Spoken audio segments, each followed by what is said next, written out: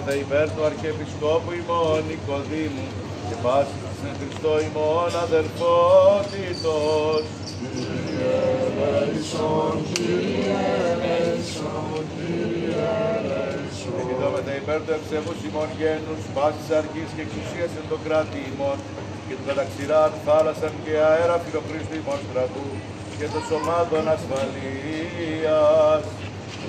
Κύριε ελέησον, Κύριε ελέησον, Κύριε ελέησον. Επιδόμετα υπερελαίου ζωής, ειρήνης, υγείας, σωτηρίας, επισκέψεως, συγχωρήσεως και αφέσεως των αμαρτιών των δούλων του Θεού, πάντων των ευσεβών και ορθοδόξων χριστιανών, των κατοικούντων και παρεπιτυχούντων ευτυχώμη και χρυσονήσων ταύτη, των ενωριτών επιτρόπων συνδρομητών και αφιερωτών της Αγίας Εκκλησίας ταύτης και των δούλων του Θεού, πάντων των ευλαβώς προσκυνούντων με τις επτυχικών ενσκευής του Θεοτόκου ταύτης και των ευλαβών εν προσκυνητών της Ιεράς Μόνης ταύτης και πάντων των εγκατανοίξεις συμμετεχόντων εν τη Αγία και Ιερά Λιτανία ταύτη με των οικειών και των οικογενειών αυτών.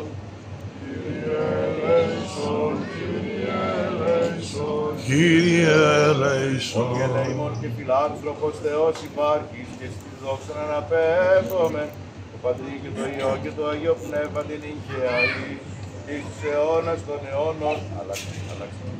Εν τη γεννήση την παρθενία